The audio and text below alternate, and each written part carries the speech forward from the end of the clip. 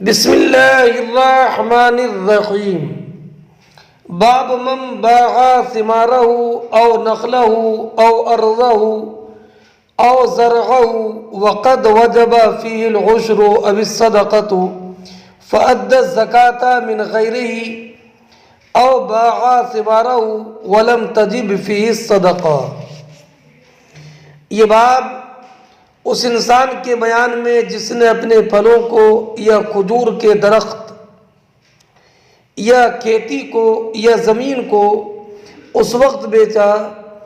جب اس میں عشر یا صدقہ واجب ہو چکا تھا۔ فَأَدَّى الزَّكَاةَ مِنْ غَيْرِهِ، اور زکوٰۃ کسی اور چیز سے ادا کی، او باع ثمارہ، یا اس نے پھلوں کو ایسے وقت بیچا کہ ابھی اس میں صدقہ واجب نہیں ہوا تھا، تو اس کا یہ بیچنا جائز ہے۔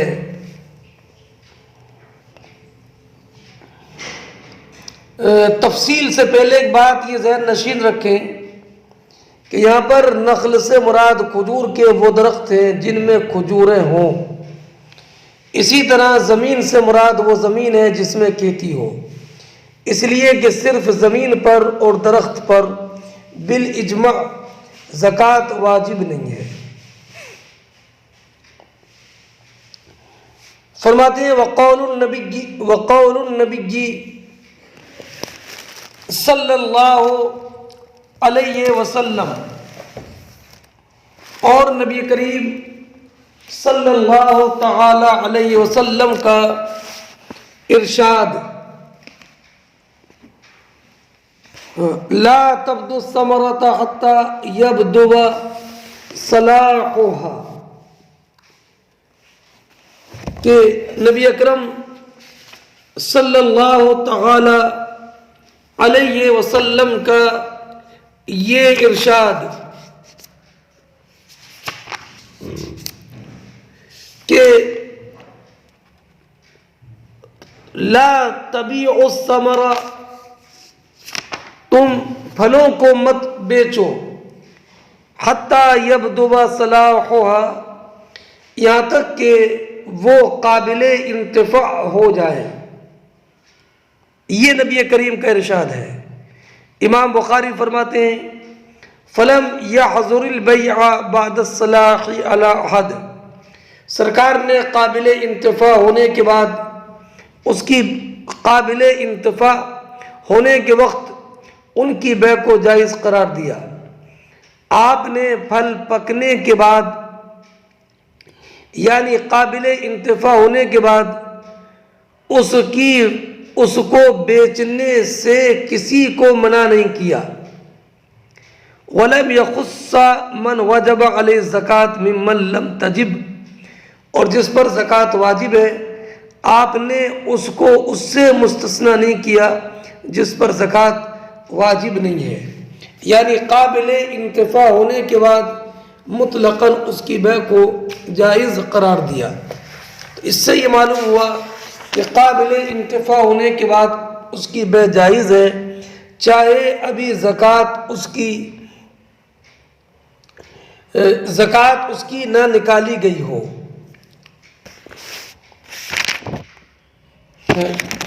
امام بخاری کا استدلال یہ ہے کہ نبی کریم علیہ السلام نے پھلوں کی بیچنے کی ممانعت کی غایت قابل انتفاع ہونے کو قرار دیا ہے، تو اس سے ظاہر ہے کہ قابل انتفاع ہونے کے بعد بیچنا مطلقاً جائز ہے، اس کی چاہے زکوٰۃ ادا کی گئی ہو یا نہ کی گئی ہو۔ اور حضرت امام شافعی رضی اللہ تعالی عنہ فرماتے ہیں کہ جب پھل میں زکوٰۃ واجب ہو گئی تو اب کل پیداوار بائع کی ملک نہ رہی، اس لیے کہ اس میں مساکین کا حق ثابت ہو گیا، تو بیچنے کا مطلب یہ ہوگا کہ بائع نے اس چیز کو بھی بیچا جو اس کی ملک نہیں ہے۔ اور احناف کا مذہب یہ ہے کہ بیع صحیح ہے اور مشتری کو اختیار ہے خواہ بیع کو نافذ کرے خواہ فسخ کر دے، اور عشر کل پیداوار سے لیا جائے گا، عشر کل پیداوار سے لیا جائے گا، اور یہ عشر خریدار سے لیا جائے گا، خریدار سے، اور وہ اس کی مقدار کے مطابق بیچنے والے سے وصول کرے گا۔ اس کی وجہ یہ ہے کہ عشر وصول کرنے والا پھلوں سے عشر لیتا ہے، اور یہ خریدار عشر دے گا، اور جتنا عشر دے گا وہ بائع سے واپس، بائع سے وہ لے لے گا۔ یہ ایسے ہے کہ جیسے کسی خریدی ہوئی چیز میں کسی عیب پر مطلع ہو تو وہ نقصان عیب لیتا ہے۔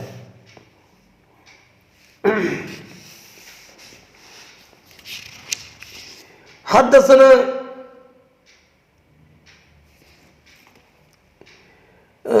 حجاج قال حدثنا شعبہ قال اخبرني عبد الله بن دينار قال سمعت ابن عمر نهى النبي صلى الله عليه وسلم عن بيع الثمرة حتى يبدو صلاحها، وكان إذا سئل عن صلاحها قال حتى تذهب عاهته۔ فرماتے ہیں ہم سے حدیث بیان کی حجاج نے، انہوں نے کہا کہ ہم سے حدیث بیان کی شعبہ نے، انہوں نے کہا کہ مجھے خبر دی عبداللہ ابن دینار نے، انہوں نے کہا کہ میں نے عبداللہ ابن عمر کو سنا کہ نبی اکرم صلی اللہ تعالی علیہ وسلم نے پھلوں کے بیچنے سے منع فرمایا، یہاں تک کہ وہ ان کی صلاح ظاہر ہو جائے، ان کی صلاح ظاہر ہو جائے۔ وَكَانَ إِذَا سُئِلَ عَنْ صَلَاحِهَا، اور جب حضرت عبداللہ ابن عمر سے اس پھل کی صلاح کے بارے میں سوال کیا جاتا تو فرمایا حَتَّى تَذْهَبَ عَاهَتُهُ، کہ وہ قدرتی آفت سے بچ جائے، قدرتی آفت سے بچ جائے۔ اس سے یہ معلوم ہوا کہ اگر پھل قابل انتفاع ہو جائے تو اس کی بے جائز ہے۔ لیکن ایک بات یہاں پر یہ ذہن نشین رکھ لیں کہ امام مالک ہوں یا امام اعظم یا امام شافعی، سب اس بات پر متفق ہیں کہ جس شخص نے ایسے باغ کو بیچا جس میں ابھی پھل نہیں پکے تو یہ بے جائز ہے، اور اس کا عشر خریدار کے ذمہ ہے، کیونکہ اللہ تعالیٰ نے فرمایا کہ آتوا حقہ یوم حصادہ، اور نبی اکرم صلی اللہ تعالی علیہ وسلم نے جو قابل انتفاع ہونے سے پہلے پھلوں کی بیع سے منع فرمایا تو یہ ممانعت صرف پھلوں کے ساتھ خاص ہے، پھلوں کی زمین یا پھلوں کے باغ سے متعلق نہیں ہے، کیونکہ اگر پھلوں کو قابل انتفاع ہونے سے پہلے بیچ دیا تو یہ خدشہ ہے کہ وہ پھل آندھی سے گر جائیں یا کسی اور وجہ سے ضائع ہو جائیں تو خریدار کا مال بلا عوض ضائع ہو جائے گا۔ لیکن اگر اس نے اس باغ یا اس زمین کو فروخت کیا ہے جس کے پھل ابھی پختہ نہیں ہوئے تو یہ بے جائز ہے، کیونکہ یہ بے اس باغ اور زمین کی ہوئی ہے، پھلوں کی نہیں ہے۔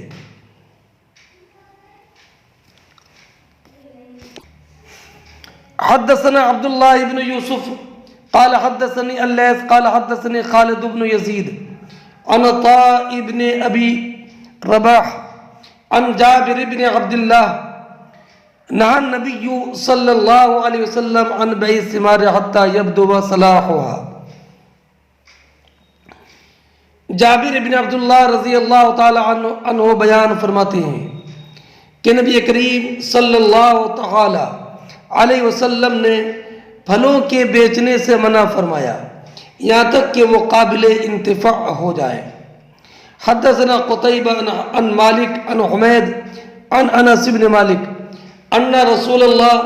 صلی اللہ علیہ وسلم نہا عن بیع الثمار حتی تزہی او قال حتی تحمار۔ انس بن مالک رضی اللہ تعالیٰ عنہ بیان فرماتے ہیں کہ نبی اکرم صلی اللہ تعالیٰ علیہ وسلم نے پھلوں کے بیچنے سے منع فرمایا یہاں تک کہ وہ سرخ ہو جائے، یہاں تک کہ وہ سرخ ہو جائے۔ اب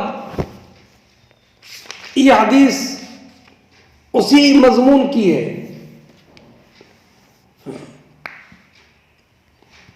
کہ جب پھل سرخ ہو جائے تو یہ عرب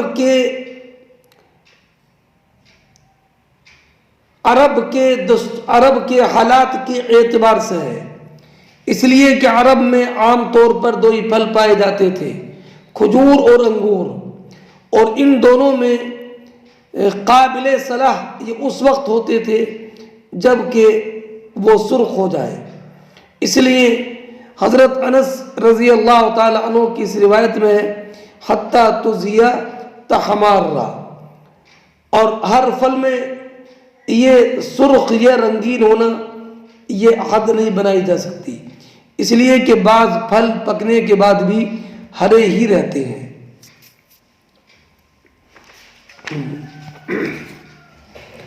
اگلا باب، هل یشتری صدقہ، کیا انسان اپنے صدقے کو خرید سکتا ہے؟ ولا باس ان یشتری صدقتہ غیرہ،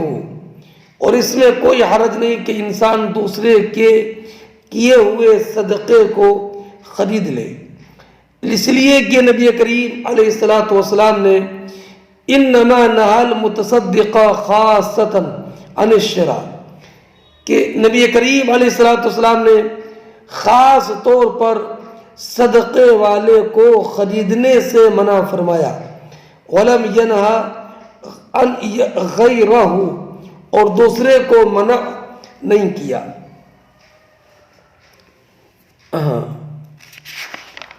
تو حدثنا یحییٰ ابن بکیر قال حدثنا اللیث عن عقیل عن ابن شہاب عن سالم ان عبد اللہ بن عمر كان يحدث ان عمر بن الخطاب تصدق بفرس في سبيل الله فوجده يباع فأراد أن يشتريه ثم أتى النبي صلى الله عليه وسلم فاستأمره فقال لا تخذ في صدقتك، فبذلك كان ابن عمر لا يترك أن يبتاع شيئا تصدق به إلا جعله صدقہ۔ پہلے ایک بات یہ ذہن نشین رکھیں کہ حضرت عمر ابن خطاب رضی اللہ تعالی عنہ نے اپنا ایک اونٹ، ایک گھوڑا ایک صاحب کو فی سبیل اللہ دیا، یعنی فی سبیل اللہ دیا یعنی اس گھوڑے پر سوار ہو کر جہاد کریں یا کار خیر کے لیے سفر کریں یا حج یا عمرہ کرنے کے لیے جائیں، دے دیا۔ جن صاحب کو دیا تھا وہ گھوڑے کی مکمل دیکھ ریکھ کرنے پر قادر نہیں تھے اور گھوڑے کو پیٹ بھر چارہ نہیں دیتے تھے، جس کی وجہ سے وہ گھوڑا بہت کمزور ہو گیا اور سواری کے لائق نہ رہا۔ تو حضرت عمر رضی اللہ تعالی عنہ نے یہ ارادہ کیا کہ یہ گھوڑا جو میں نے ان کو فی سبیل اللہ دیا تھا اس کو ان سے خرید لوں، اور ان کا اندازہ یہ تھا کہ یہ گھوڑا ان کو بہت سستا، بہت کم قیمت پر یہ دے دیں گے۔ تو نبی کریم صلی اللہ تعالی علیہ وسلم کی بارگاہ میں آ کر معلوم کیا تو نبی اکرم علیہ الصلوۃ والسلام نے منع فرما دیا، فرمایا لا تعد فی صدقتک، اپنے صدقے کو مت لوٹاؤ۔ اب رہا یہ معاملہ کہ حضرت عمر رضی اللہ تعالی عنہ تو خریدنا چاہتے تھے، لوٹانا کہاں؟ تو ظاہر یہ ہے کہ یہ چونکہ بہت کم قیمت پر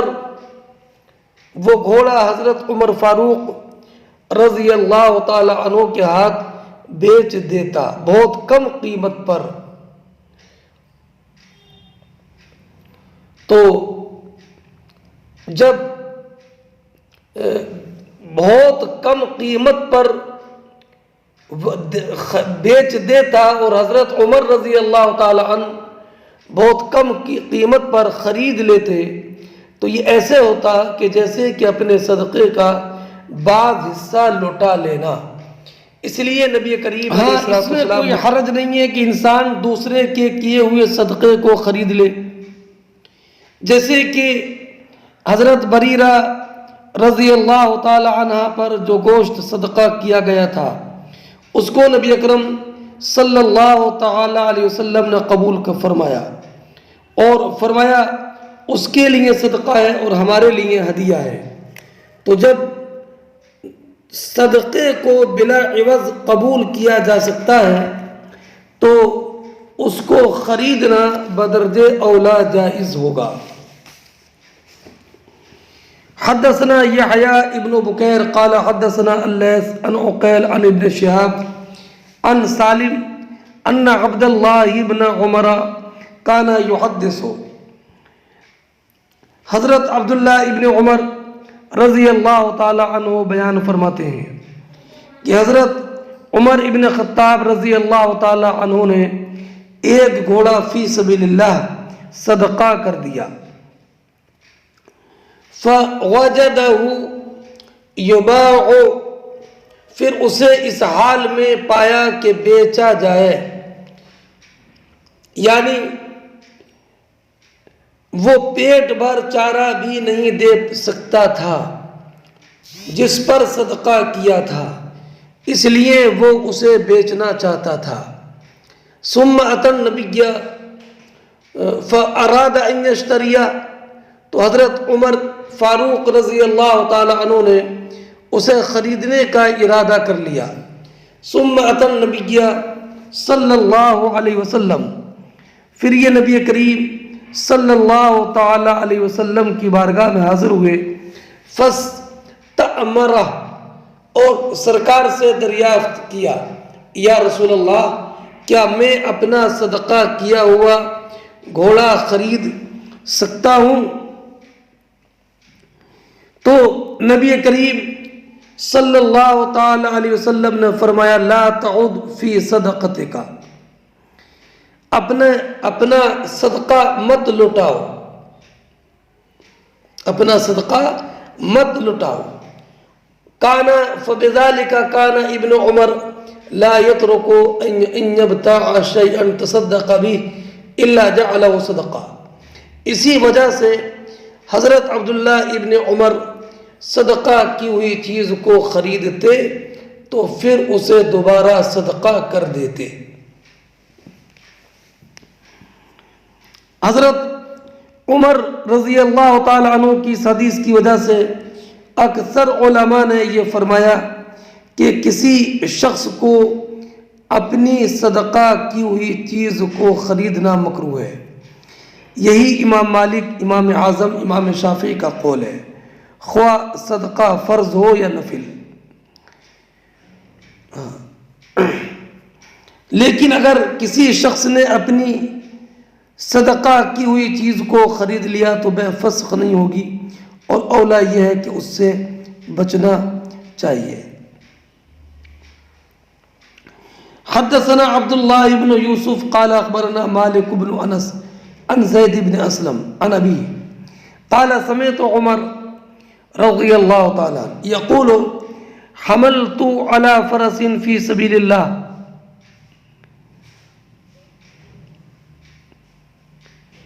فرماتے ہیں حضرت امام بخاری رضی اللہ تعالی عنہ کہ ہم سے حدیث بیان کی عبداللہ ابن یوسف نے، انہوں نے کہا کہ ہمیں خبر دی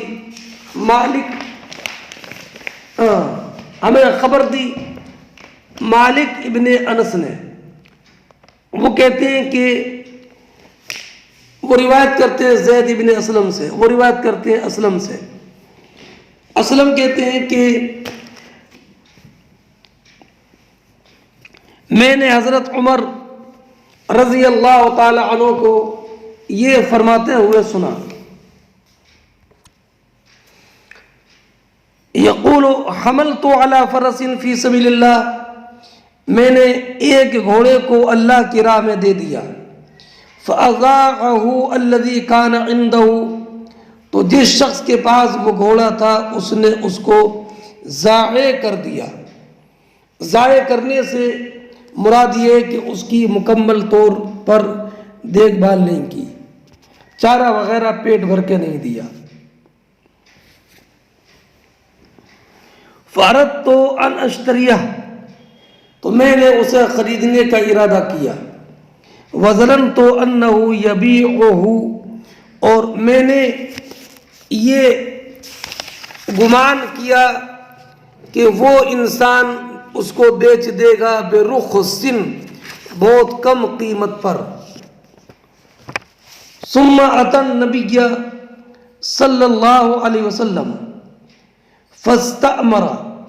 تو حضرت عمر رضی اللہ تعالی عنہ نے نبی کریم صلی اللہ تعالی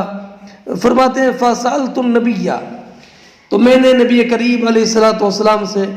یہ معلوم کیا۔ فقال لا تشتریہ،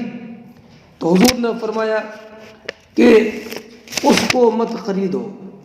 ولا تغد فی صدقتک، اور تم اپنے صدقے میں صدقہ مت لٹاؤ۔ وَإِنْ أَعْطَاكَهُ بِدِرْهَمٍ، خواہ وہ تم کو ایک درہم ہی میں کیوں نہ دے دے۔ فَإِنَّ الْعَائِدَ فِي صَدَقَتِهِ كَالْعَائِدِ فِي قَيْئِهِ، کیونکہ صدقے میں رجوع کرنے والا اس طرح ہے جیسے جس طرح کوئی اپنی قے میں رجوع کرے، یعنی صدقہ دے کر پھر واپس لینے والا ایسا ہے کہ جیسے قے کر کے پھر اس کو چاٹنے والا۔ ہاں، اس حدیث سے یہ معلوم ہوا کہ جس چیز کو صدقہ کر دیا اس کو لوٹانا یہ ممنوع ہے۔ اور ایسے ہی یہ بھی معلوم ہوا کہ اللہ رب العزت جل جلالہ کی راہ میں جہاد کے لیے مجاہدوں کو گھوڑے فراہم کرنا یہ کار ثواب ہے۔ اور یہ بھی معلوم ہوا کہ جیسے انسان طے کر کے اس کو منہ میں دوبارہ لینا برا سمجھتا ہے، ایسے ہی کوئی انسان صدقہ کرے اور پھر اس کو اپنی طرف لٹائے تو انسان ایسے ہی ہے۔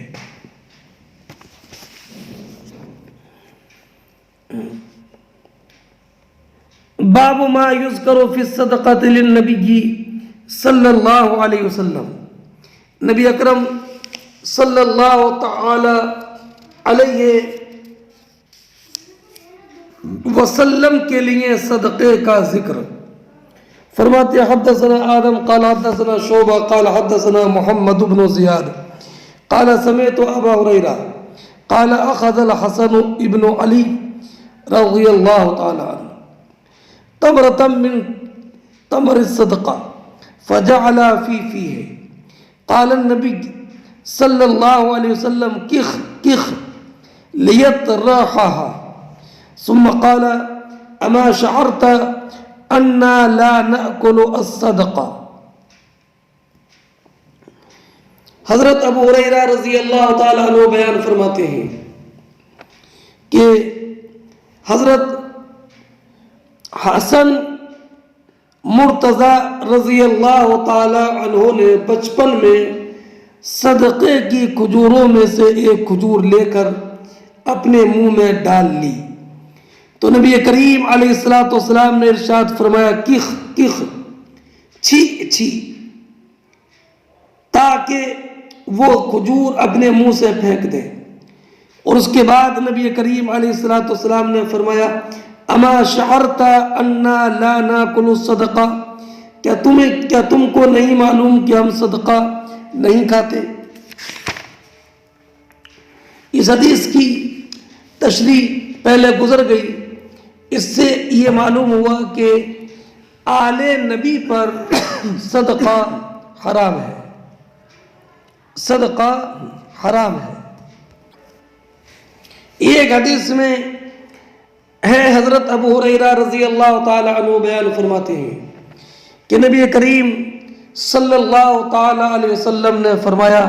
میں اپنے گھر لوٹتا ہوں تو میں دیکھتا ہوں کہ میرے بستر پر ایک کھجور پڑی ہوئی ہے، میں اس کو کھانے کے لیے اٹھاتا ہوں، پھر مجھے یہ خوف ہوتا کہ یہ کھجور صدقے کی نہ ہو تو پھر میں اس کو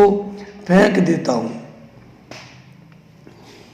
حضرت عباس ابن عبد المطلب رضی اللہ تعالیٰ عنہ بیان کرتے ہیں کہ نبی اکرم صلی اللہ تعالی علیہ وسلم نے ہم سے فرمایا بے شک یہ صدقات لوگوں کا میل کچیل ہے اور یہ محمد اور آل محمد کے لیے حلال نہیں ہے۔ حضرت عبداللہ ابن عباس رضی اللہ تعالی عنہما نے فرمایا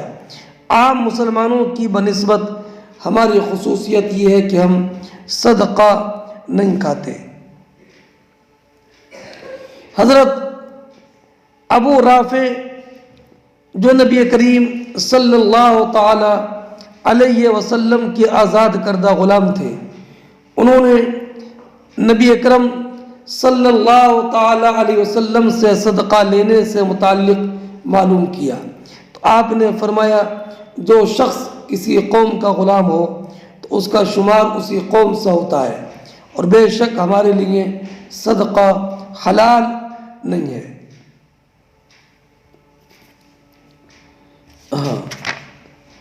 حضرت عائشہ صدیقہ رضی اللہ تعالی عنہ بیان فرماتی ہیں ام المومنین کہ نبی کریم علیہ السلام کے پاس گائے کا گوشت لایا گیا اور بتایا گیا کہ یہ وہ گوشت ہے جو حضرت بریرہ پر صدقہ کیا گیا ہے تو آپ نے فرمایا یہ ان کے لیے صدقہ ہے اور ہمارے لیے ہدیہ ہے۔ اور ایک اور روایت ہے حضرت ابو ہریرہ رضی اللہ تعالی عنہ بیان فرماتے ہیں کہ جب نبی کریم علیہ السلام کے پاس کوئی کھانے کی چیز لائی جاتی تو آپ اس سے متعلق سوال کرتے، اگر یہ کہا جاتا کہ یہ ہدیہ ہے تو آپ اس سے کھا لیتے اور اگر یہ کہا جاتا کہ یہ صدقہ ہے تو پھر آپ اس سے نہیں کھاتے تھے۔ نبی کریم علیہ السلام کی زوجہ محترمہ ام المومنین حضرت جویریہ نے بیان کیا کہ نبی اکرم صلی اللہ تعالی علیہ وسلم ہمارے پاس تشریف لائے تو آپ نے فرمایا تمہارے پاس کوئی کھانے کی چیز ہے؟ تو انہوں نے کہا یا رسول اللہ ہمارے پاس صرف بکری کی ایک ایک ہڈی ہے جو میری باندھی کو صدقے سے دی گئی، تو آپ نے فرمایا اس کو میرے قریب لاؤ، بے شک وہ صدقہ اپنے محل میں پہنچ چکا ہے۔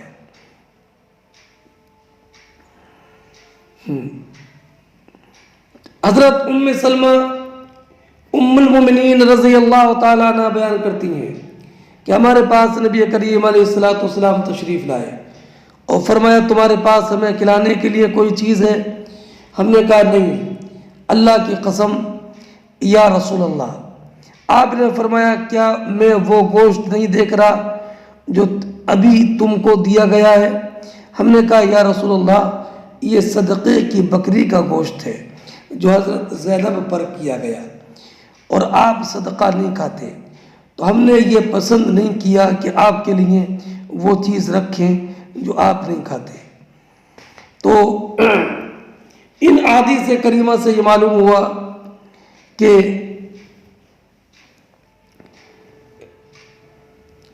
سادات پر، بنو ہاشم کو پر زکوٰۃ اور صدقہ واجبہ کھانا حرام ہے۔ باب الصدقۃ علی موالی ازواج النبی صلی اللہ علیہ وسلم، نبی کریم صلی اللہ تعالی علیہ وسلم کی ازواج کی باندیوں پر صدقہ، یعنی ازواج مطہرات پر صدقہ، کہ ازواج مطہرات کے لیے بھی صدقہ جائز ہے یا نہیں۔ تو امام بخاری رضی اللہ تعالی عنہ نے جو حدیثیں ذکر کی ہیں اس سے یہ ظاہر ہوتا ہے کہ یہ جائز ہے، اس لیے کہ ایک حدیث میں یہ کہ حضرت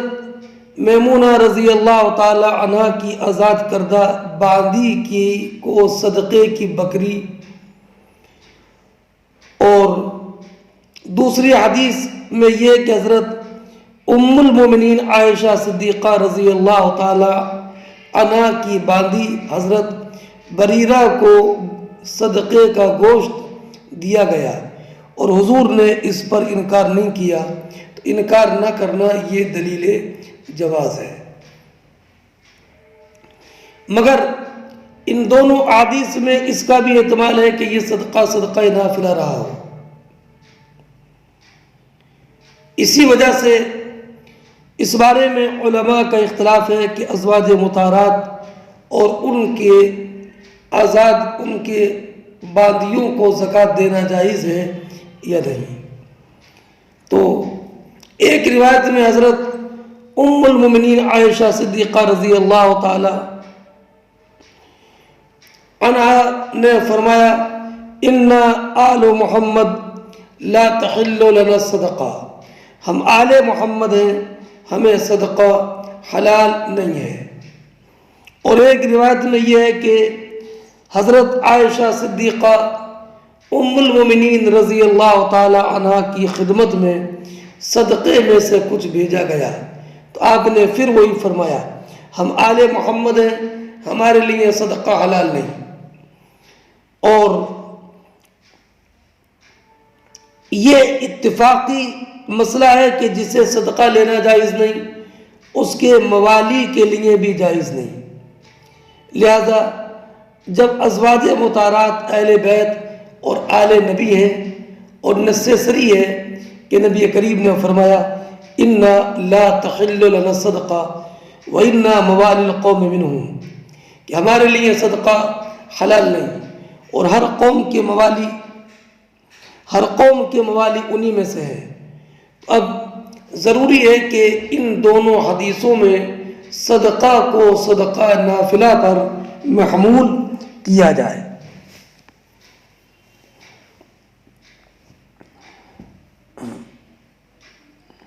فرماتے ہیں حدثنا سعید بن عفیر قال حدثنا ابن وہاب عن یونس عن ابن شہاب۔ امام بخاری بیان فرماتے ہیں کہ ہمیں سعید ابن عفیر نے حدیث بیان کی، انہوں نے کہا کہ ہمیں ابن وہب نے حدیث بیان کی، انہوں نے حضرت یونس سے، انہوں نے حضرت امام زہری سے، انہوں نے کہا کہ مجھ سے حدیث بیان کی عبید اللہ ابن عبداللہ نے، انہوں نے عبداللہ ابن عباس رضی اللہ تعالی عنہ سے، کہتے ہیں کہ نبی کریم صلی اللہ تعالی علیہ وسلم نے ایک مردہ بکری دیکھی، اوتیتھا مولات لمیمونہ من الصدقہ، جو حضرت میمونہ کی باندی کو صدقے میں دی گئی تھی۔ تو نبی کریم صلی اللہ تعالی علیہ وسلم نے فرمایا ہلا انتفعتم بجلدها، اس کی کھال سے تم نے نفع حاصل کیوں نہیں کیا؟ تو قالوا انا میتا، لوگوں نے عرض کی یا رسول اللہ یہ تو مردار ہے۔ قال انما حرم اکلها، تو بتایا لوگوں نے کہ یہ مردار ہے، تو سرکار نے فرمایا اس کا صرف کھانا حرام ہے، اس کی کھال سے انتفاع۔ یہ اس حدیث سے ایک بات یہ معلوم ہوئی کہ مردہ جانور کے کھال سے انتفاع جائز ہے، جبکہ اس کو دباغت دے دی جائے، دباغت کے بعد اس کا بیچنا بھی جائز ہے۔ ہماری دلیل یہ حدیث ہے کہ نبی کریم صلی اللہ تعالی علیہ وسلم نے قریش کے کچھ لوگوں کو دیکھا کہ بکری گھسیٹے لیے جا رہے ہیں، تو فرمایا کہ اگر اس کی کھال اتار لیتے تو اچھا ہوتا۔ لوگوں نے عرض کیا یہ مردہ ہے، فرمایا اس کو پانی اور سلم کے پتے پاک کر دیں گے۔ تو اس حدیث سے یہ معلوم ہوا کہ قبل دباغت ناپاک ہے، اور دباغت کے بعد پاک، اور پاک سے انتفاع جائز، اس لیے دباغت کے بعد انتفاع جائز۔ ہاں، نبی کریم صلی اللہ تعالی علیہ وسلم سے ایک روایت یہ بھی ہے اذا دبغ الاہاب فقد طہرا، جب کچی کھال کو دباغت کر لی جائے تو پاک ہو جائے گی۔ اور ایک روایت میں یہ ہے کہ نبی کریم علیہ السلام نے فرمایا استمتعوا بجلود المیتہ اذا دبغ الترابا کان او رمادا او ملحا او ما کانا بعد ان یزید صلاحا، مردار کی کھال سے نفع حاصل کرو جب کہ اس کو دباغت دی جائے، مٹی سے ہو یا راکھ سے یا نمک سے یا کسی اور چیز سے، جب جو اس کی صلاح بڑھا دے۔ ہمارے یہاں ہر ایک مردار کی کھال دباغت سے پاک ہو جاتی ہے، سوائے خنزیر کی کھال کے کہ وہ نجس العین ہے، اور سوائے انسان کی کھال کے کہ انسان اپنے تمام اجزاء کے ساتھ مکرم اور محترم ہے۔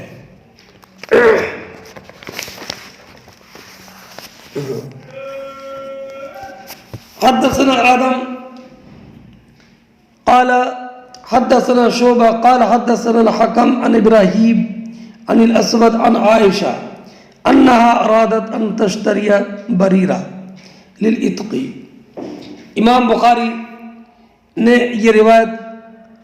آدم سے کی، انہوں نے شعبہ سے، انہوں نے حکم سے، انہوں نے ابراہیم سے، انہوں نے اسود سے، انہوں نے عائشہ صدیقہ رضی اللہ تعالیٰ عنہ ام المومنین سے کہ حضرت عائشہ صدیقہ رضی اللہ تعالیٰ عنہا نے ارادہ کیا آزاد کرنے کے لیے بریرہ کو خریدنے کا، وَأَرَادَ مَوَالِيهَا أَن يَشْتَرِطُوا، اور حضرت بریرہ کے مالکوں نے اس کے لیے ایک شرط لگانے کا ارادہ کیا۔ فقال لها النبی، تو نبی اکرم صلی اللہ تعالی علیہ وسلم سے حضرت عائشہ صدیقہ رضی اللہ تعالی عنہا نے یہ پورا معاملہ ذکر کیا۔ تو نبی کریم علیہ السلام نے ارشاد فرمایا اشتریہا، اسے خرید لو، فإنما الولاء لمن اعتق، کہ ولا کا مستحق وہ ہوتا ہے جو اس کو آزاد کرے۔ عائشہ فرماتی ہیں وَأُتِيَ نبی کریم صلی اللہ تعالی علیہ وسلم کے پاس گوشت لایا گیا، قلت هذا ما تصدق به علی بریرہ، تو میں نے بتایا یا رسول اللہ یہ تو وہ گوشت ہے جو حضرت بریرہ پر صدقہ کیا گیا۔ تو نبی کریم نے فرمایا ہوا لا صدقہ ولنا ہدیہ، وہ ان کے لیے صدقہ ہے اور ہمارے لیے ہدیہ ہے۔ اس حدیث کی مکمل تشریح 456 نمبر کی حدیث میں گزر چکی ہے۔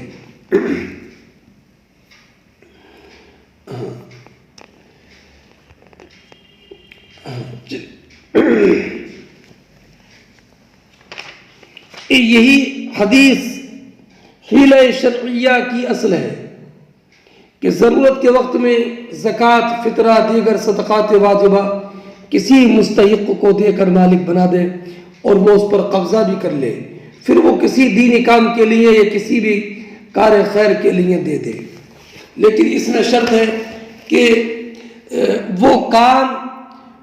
فی نفس ہی کار خیر ہو، کار ثواب ہو، اور اس کام کرنے کے لیے حیلے کی ضرورت ہو۔ باب اذا تحولت الصدقہ، یہ باب اس بیان میں کہ جب صدقہ منتقل ہو جائے، مراد یہ ہے کہ جب کسی غیر ہاشمی کو صدقہ دیا جائے اور وہ اس صدقے کو کسی ہاشمی کو صدقہ کر دے، تو اب وہ چونکہ صدقہ منتقل ہو چکا ہے اور اس کی ملکیت تبدیل ہو گئی، اس لیے اب ہاشمی سید اس صدقے کو کھا سکتا ہے۔ حدثنا علی بن عبد اللہ قال حدثنا یزید بن زرع قال حدثنا خالد عن حفصہ بنت سیرین عن ام عطیہ الانصاریہ قالت دخل النبی صلی اللہ علیہ وسلم على عائشة فقال هل عندكم شيء فقالت لا إلا شيء بعثت به إلينا نصيبة من الشاة التي بعثت بها من الصدقة فقال إنها قد بلغت محلها۔ حضرت ام عطیہ انصاریہ بیان کرتی ہیں کہ نبی اکرم صلی اللہ تعالی علیہ وسلم حضرت ام المؤمنین عائشہ صدیقہ رضی اللہ تعالی عنہا کے پاس تشریف لے گئے اور آپ نے حضرت عائشہ صدیقہ سے فرمایا حل عندکم شیء، کیا تمہارے پاس کوئی کھانے کی چیز ہے؟ فقالت لا، انہوں نے کہا کہ نہیں، الا شیء بعثت به الینا نصیبہ، مگر وہ چیز جو ہمارے پاس نصیبہ نے بھیجی ہے، اس صدقے کی بکری سے جو ان کے پاس بھیجی گئی تھی۔ تو آپ نے فرمایا انہا قد بلغت محلہا، وہ صدقہ اپنے محل میں، وہ صدقہ اپنے محل میں پہنچ چکا ہے۔ یہ حدیث بھی گزر گئی ہے، 1446 نمبر کی حدیث کا آپ مطالعہ کریں۔ اس حدیث سے یہ معلوم ہوا کہ ہاشمی جن پر زکوٰۃ حرام ہے، اگر وہ زکوٰۃ لینے والا اپنے طور پر بطور ہدیہ دے، تو اب چونکہ ملکیت بدلنے سے حکماً شے بدل جاتی ہے، اس لیے اب اس کا استعمال کرنا، یہ زکوٰۃ کا استعمال کرنا نہیں ہوگا۔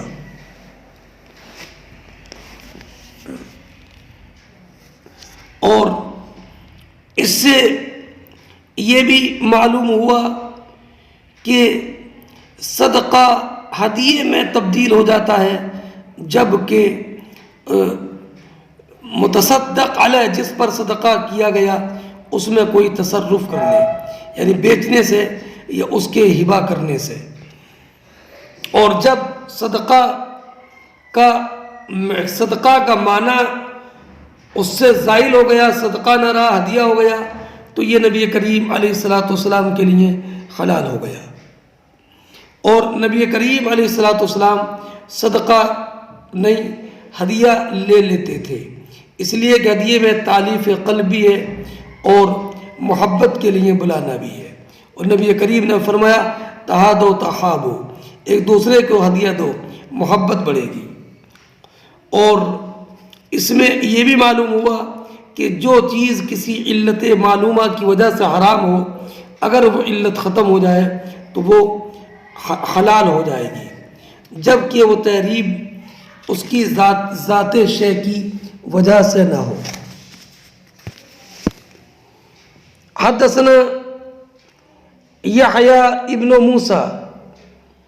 قال حدثنا وکیع قال حدثنا شعبہ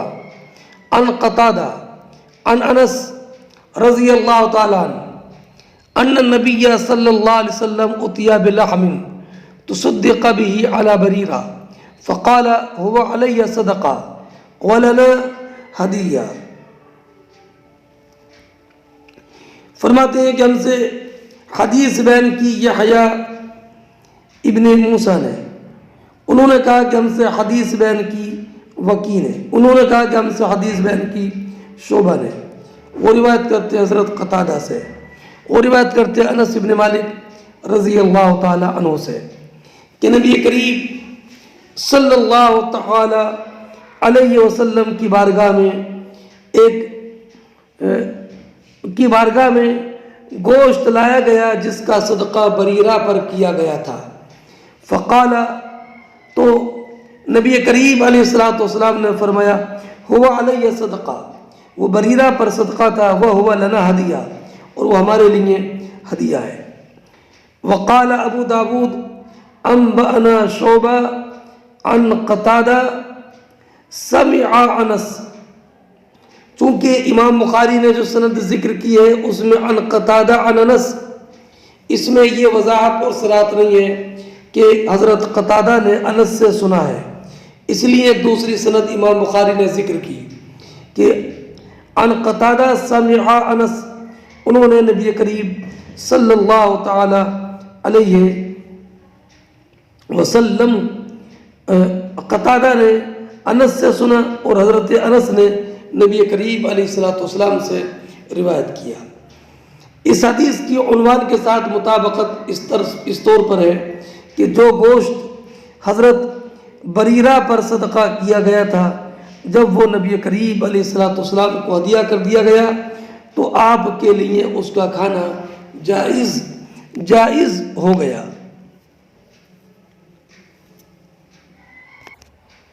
یہ جو فرمایا وقال ابو داود، یہ ابو داود سلیمان طیالسی حافظ، انہوں نے ان سے لوگوں نے اصفہان شہر میں 40,000 احادیث سن کر لکھیں، اور اس وقت آپ کے پاس کوئی کتاب نہیں تھی۔ ان کا انتقال 204 ہجری میں بصرہ میں ہوا۔ اور یہ کہا قال ابو داود انبأنا شعبہ، خطیب بغدادی نے فرمایا کہ انبأنا کا درجہ اخبرنا کے درجے سے کم ہے، اور یہ استعمال میں کم ہے انبأنا۔ چلیے حدیث کی تشریح مکمل ہو گئی۔ ہوا علیہ صدقہ، ہوا علیہ صدقہ، وہ ہوا لنا ہدیہ، ہوا علیہ صدقہ، علیہ خبر مقدم، اور صدقہ کو مؤخر کیا گیا حصر کے لیے۔ معنی یہ ہے ہوا علیہ صدقہ لا علینا، وہ اسی پر صدقہ ہے، ہم پر نہیں۔ وہ ہوا لنا ہدیہ، اور وہ ہمارے لیے ہدیہ ہے۔ حاصل یہ ہے کہ جب جس پر صدقہ کیا گیا جب اس نے اس صدقے پر قبضہ کر لیا تو اس سے وصف صدقہ زائل ہو گیا اور صدقے کا حکم بھی ختم ہو گیا۔ تو اب وہ غنی کے لیے بھی جائز ہے اس کا کھانا، اور ہاشمی کے لیے بھی اس کا کھانا جائز ہے۔ ایک ہدیہ ہے اور ایک صدقہ ہے۔ جو چیز کسی محتاج کو صرف ثواب کی نیت سے دی جائے وہ صدقہ ہے، اور جو چیز کسی کو رشتہ یا دوستی کی بنا پر دی جائے وہ ہدیہ ہے۔ علامہ عینی نے فرمایا کہ فقیر کو جو کچھ دیا جائے صدقہ ہے، اگرچہ ہدیہ دے کر کہہ کر دیا جائے، اور مالدار کو جو کچھ دیا جائے ہدیہ ہے، اگرچہ صدقہ کہہ کر دیا جائے۔ اور دوسرا ایک فرق صدقے اور ہدیے میں یہ ہے کہ فقیر جب صدقے پر قبضہ کر لے تو صدقہ دینے والے کو لوٹانے کا حق نہیں رہتا، مگر ہبہ میں واہب کو، ہبہ کرنے والے کو جو چیز ہبہ کی ہے اس کے لوٹانے کا اختیار رہتا ہے، اگرچہ لوٹانا مکروہ ہے جب تک کہ موانع رجوع۔ ہبہ میں موانع رجوع 6 چیزیں ہیں۔ پہلی چیز زیادت متصلہ، جیسے زمین ہبہ کی تھی اس میں مکان بنا لیا یا زمین میں درخت لگا دیا، تو اب جب زمین میں مکان بنا لیا یا درخت لگا دیا تو اب ہبہ کرنے والا اس زمین کو واپس نہیں لے سکتا۔ ہبہ کرنے والا یا جس کو ہبہ کیا گیا تھا ان میں سے کسی ایک کا انتقال ہو جائے یا دونوں کا انتقال ہو جائے، جیسے زید نے عمر کو کوئی چیز ہبہ کی تھی، زید اور عمر دونوں جا چکے یا ایک کا انتقال ہو گیا، تو اب زید کے وارث کو حق نہیں ہے کہ اپنے والد کی ہبہ کی ہوئی چیز کو واپس لے لے، اور یا عمر کا انتقال ہو گیا تو اب زید کو بھی حق نہیں ہے کہ جو چیز اس نے عمر کو ہبہ کی تھی اسے واپس لے لے۔ 2، تیسرا یہ کہ ہبہ کا عوض لے چکا، کہ کوئی مکان کسی کو دیا تھا، ہبہ کیا تھا، اب اس کا کچھ عوض لے لیا تو اب اس مکان کو جو ہبہ کیا تھا واپس نہیں لے سکتا۔ شے موہوب لہو کی ملک سے نکل گئی، یعنی زید نے عمر کو کوئی چیز ہبہ کی تھی اور عمر نے وہ چیز بیچ دی، تو اب جب بیچ دی تو اب واہب اس چیز کو عمر سے واپس نہیں لے سکتا۔ ہبہ کے وقت عاقدین میں رشتہ زوجیت قائم تھا، یعنی زید نے اپنی بیوی کو کوئی چیز ہبہ کی یا بیوی نے شوہر کو اپنے کوئی چیز ہبہ کی، تو اب اگرچہ بعد میں یہ رشتہ زوجیت ختم ہو جائے تب بھی ہبہ کی ہوئی چیز واپس نہیں لے سکتے۔ چھٹا یہ کہ عاقدین میں نسبی قرابت ہو، یعنی ایک دوسرے کے ذو رحم محرم ہو۔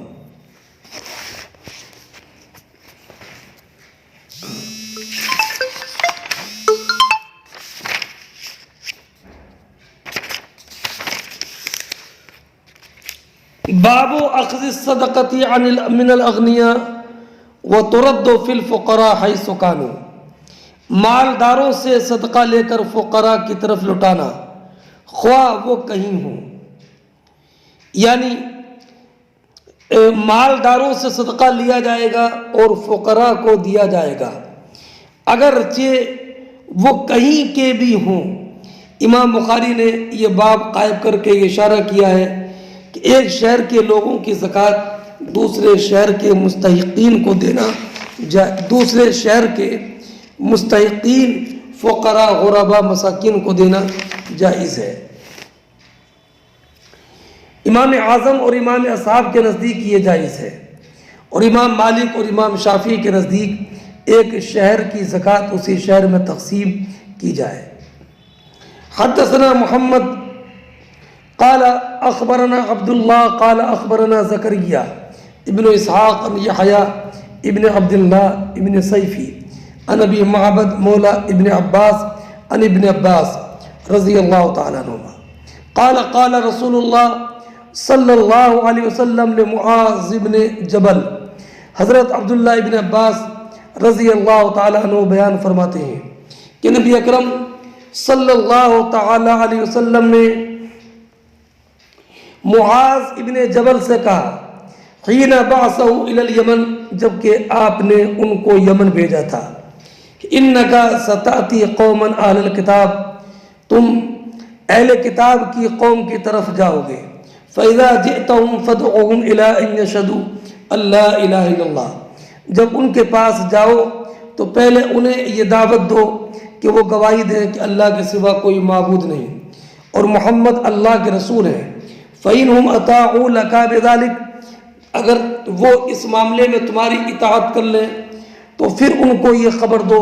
کہ ان اللہ افترض علیہم 5 صلوات فی کل یوم و لیلہ، کہ بے شک اللہ رب العزت جل جلالہ نے ہر دن و رات میں ان پر 5 وقت کی نماز فرض کی ہے۔ فَإِنْهُمْ أَطَاعُوا لَكَ بِذَلِكَ، جب تمہاری یہ بات مان لیں، فَأَخْبِرْهُمْ، انہیں یہ بتاؤ کہ بے شک اللہ رب العزت نے ان پر صدقہ فرض قرار دیا ہے۔ تُؤْخَذُ مِنْ أَغْنِيَائِهِمْ فَتُرَدُّ عَلَى فُقَرَائِهِمْ، جو ان کے مالداروں سے لیا جائے گا اور ان کے فقراء کو پر لٹا دیا جائے گا۔ فَإِنْهُمْ أَطَاعُوا لَكَ بِذَلِكَ، اگر وہ اس میں تمہاری اطاعت کر لیں، فَإِيَّاكَ وَكَرَائِمَ أَمْوَالِهِمْ،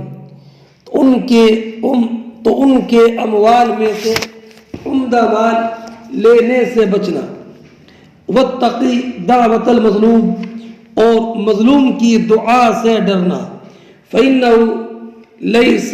بَيْنَهُ وَبَيْنَ اللَّهِ حِجَابٌ، کیونکہ مظلوم کی دعا اور اللہ کے درمیان کوئی حجاب نہیں ہوتا، بلکہ مظلوم کی دعا فوراً قبول ہوتی ہے۔ یہ حدیث 1395 نمبر پر گزر چکی ہے۔ فرمایا مظلوم کی دعا سے ڈرنا، کہ کہیں تمہارے خلاف وہ دعا نہ کر دے۔ اس سے یہ معلوم ہوا کہ امام نصیحت کرے اور لوگوں کو ظلم سے ڈرائے۔ اللہ رب العزت نے فرمایا الا لعنت اللہ علی الظالمین، اور اللہ رب العزت کی لعنت ہو ظالمین پر، اور لعنت رحمت سے دور ہونا ہے۔ ہر شریعت میں ظلم حرام ہے، اور ایک حدیث پاک میں ان دعوت المظلوم لا ترد وان كانت من کافرین، مظلوم کی دعا کبھی رد نہیں ہوتی اگرچہ دعا کرنے والا وہ کافر ہو۔ اور حضرت ابو ہریرہ کی روایت میں کہ نبی کریم نے فرمایا